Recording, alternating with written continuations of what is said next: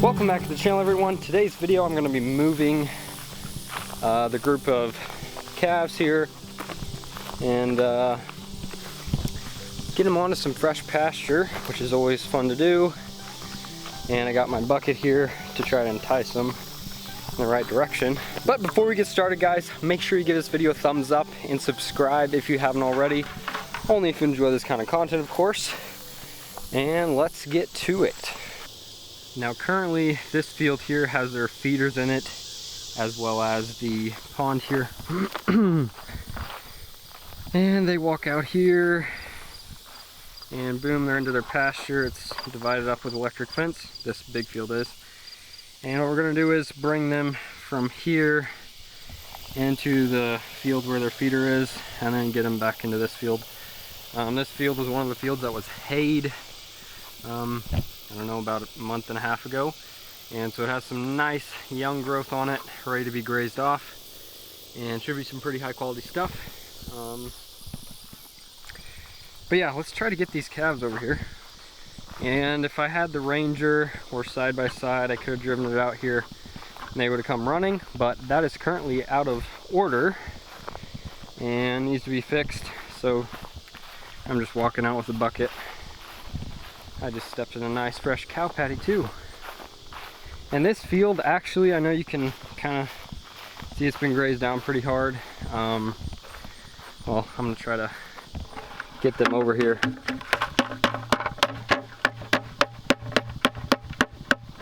Well guys, I've got their attention. They're trying to follow me right now. Still a little ways off, but if you look in this field, you will see a lot of fescue, of course.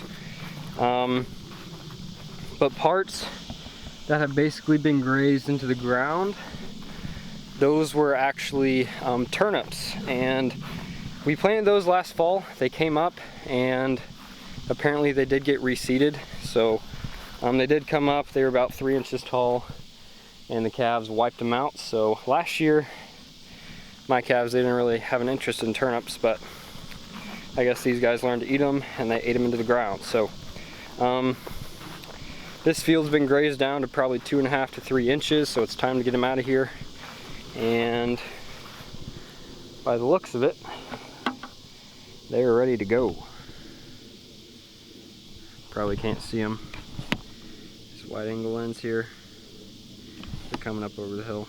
Yeah, this field, actually all of these fields, even the ones I'm moving them into, and the ones that they came out of, I'm going to try to save these for stockpile this winter. So I'm grazing them off one more time before I let them grow for the rest of the fall.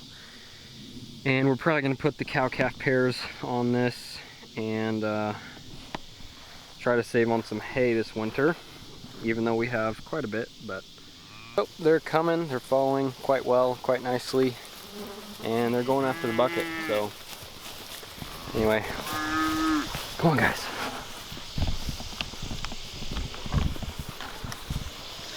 Now, one thing I do like to point out is that these guys, they aren't afraid of me, obviously, because they're bottle calves and they can be dangerous sometimes, actually quite often. So they will just run right into you and think you're just one of them, which is a problem most of the time. So these guys did get grain in the morning, and I have upped the amount of grain they're getting. They're now getting six buckets once a day, and they were getting 4. Time to increase it while they're going. Come on guys. Come on.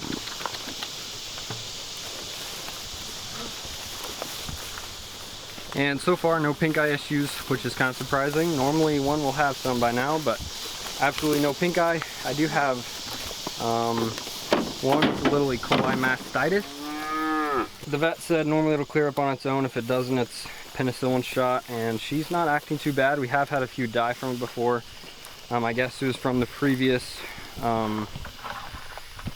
farmer that had this place, and it's been living in the soil ever since. So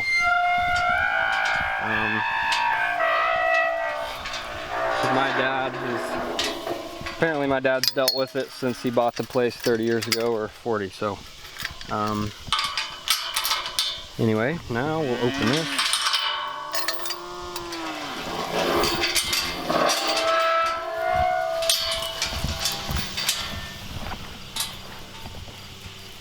And we will bring them on to fresh pasture.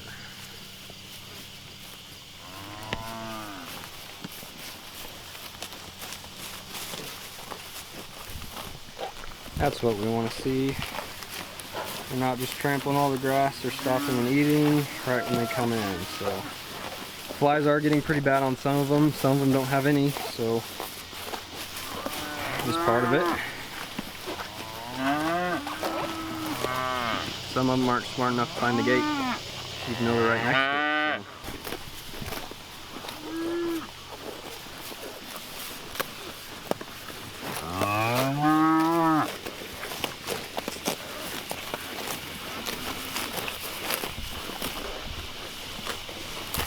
It's honestly a pretty relaxing sound, at least for me it is. I know a lot of farmers enjoy it, but I could sit out here and watch them all day.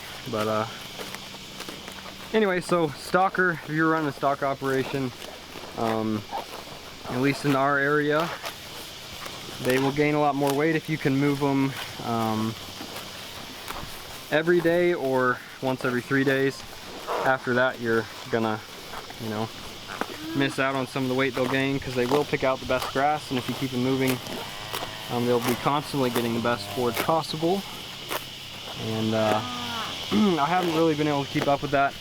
I am probably moving them once a week now, which still isn't great, but it's better than nothing. So, but now they're getting some really high quality pasture. This stuff is all young. It's pretty high in protein and energy, so they ought to be doing pretty well.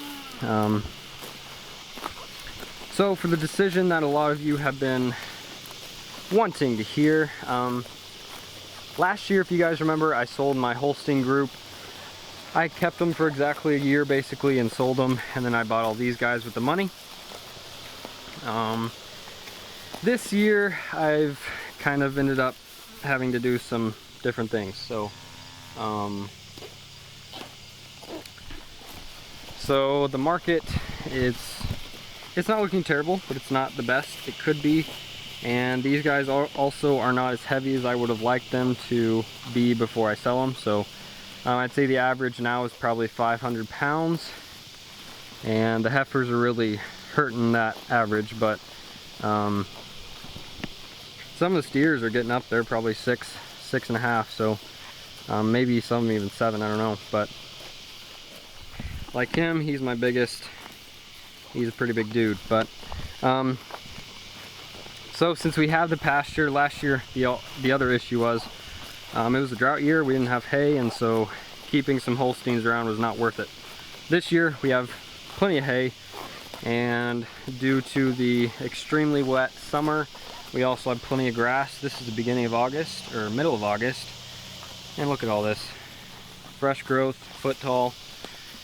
And normally this is completely dry, just dry stems and dirt, but it's a great year for growing calves and keeping cows. So anyway, my dad recommended I keep them while we have the grass and put on the weight myself instead of selling them to someone else to make the profit off the extra weight. So I am going to be keeping all of them for much longer than usual.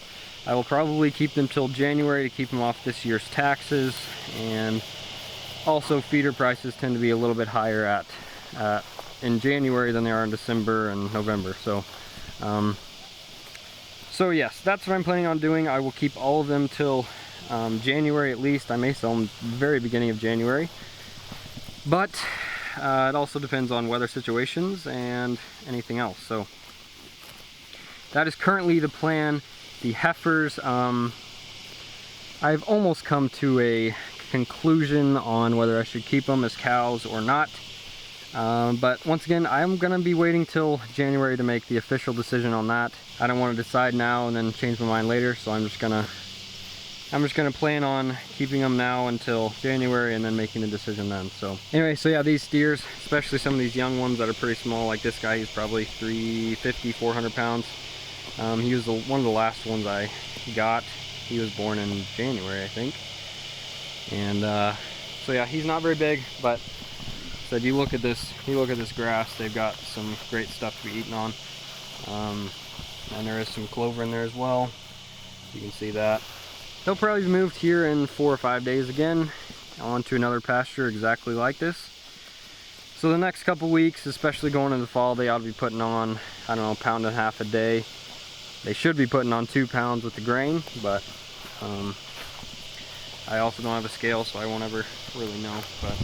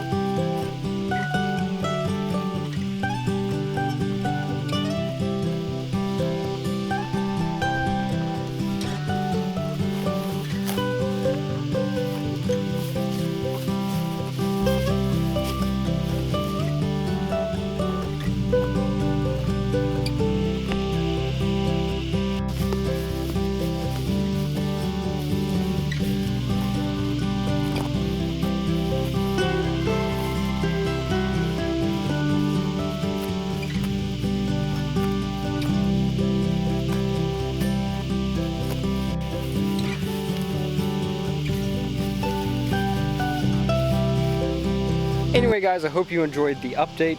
I will try to have some more videos on calves here eventually. Those 2 younger calves that I weaned off the Holstein cow, I have done a few things with those, and yeah.